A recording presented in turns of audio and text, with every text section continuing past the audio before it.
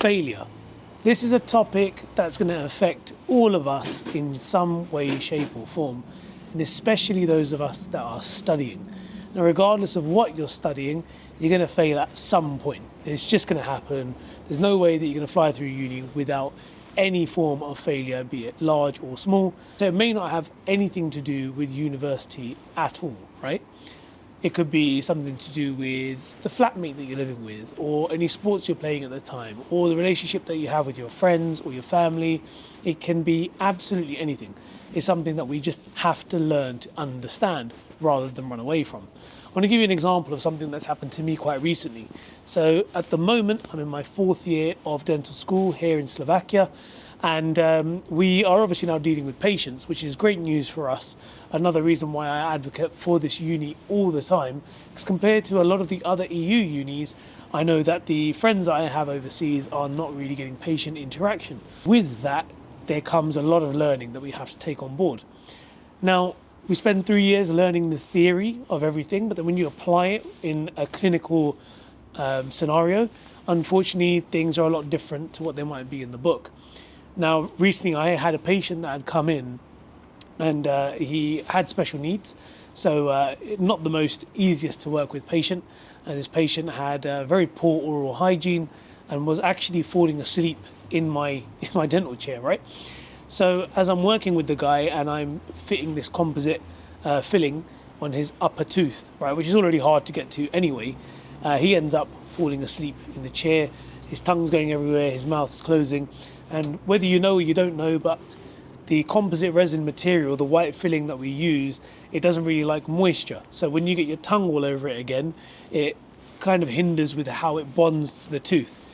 So I didn't really know how to deal with that. There's a bit of an issue with the language. And overall, when I finished the job on that tooth, well, first and foremost, it took ages. It took over an hour to do the restoration itself. So the actual filling looked terrible, in my opinion. And then at the end of it, it's just a botched job. Like everything that you could expect to go wrong just went wrong. So as you can see from the pictures, whether you can understand it or not, it's not a pretty filling. Now, of course, as students, we're not really asked to do perfect anatomy and perfect fillings for the teeth that we work on, because obviously we are students. But there's a certain level and a standard that you personally will put to your own work. And I think that I set my bar quite high, and that can be problematic for anybody else that thinks along the same lines. Because when we do that and we don't achieve it, usually affects us mentally. And I remember specifically on that day, for the next 3 hours, I was doing nothing but sobbing. I was just walking around. My friends were even mentioning how sad and depressed I looked. And it was just, why did I do that? What could I have done differently? Why didn't it go as well as I'd planned? The reality is, we're students. The point is, the failure isn't something that we can just get rid of. It's actually what defines us. And it's something that we don't necessarily need to overcome, but rather understand and use to develop us further. Take a breather, take a step back, pat yourself on the back for actually giving yourself that attempt of doing the thing in the first place. Because actually, you've taken the initiative to get out of bed and apply yourself, rather than completely look at it, get scared of it, and fail to even take step 1 on that journey.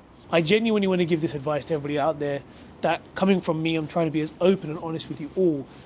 We will all fail. We just need to keep picking ourselves up and going again for round 2, round 3, round 4.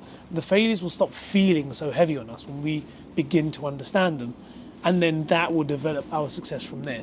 One thing to do as well with the failure is not really ignore it, but understand what you can do differently because of the experience you learned from it. Funnily enough, this same patient came back to me 2 weeks later. So that's, now we're talking 2 days ago from the recording of this video.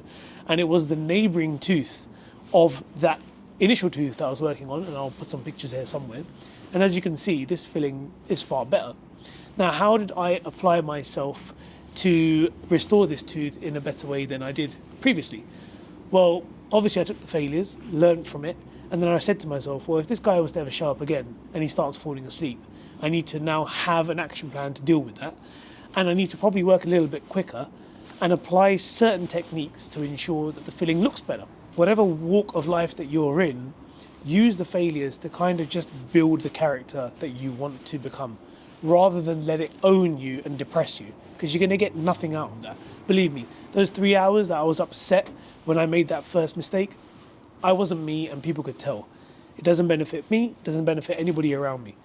So be like a bastion of hope for people, that even through failure, you can see some success out of it. Stay on the grind, guys, and hopefully I will see you on the next one. Do not fear the failure, embrace it. See you soon. Bye-bye.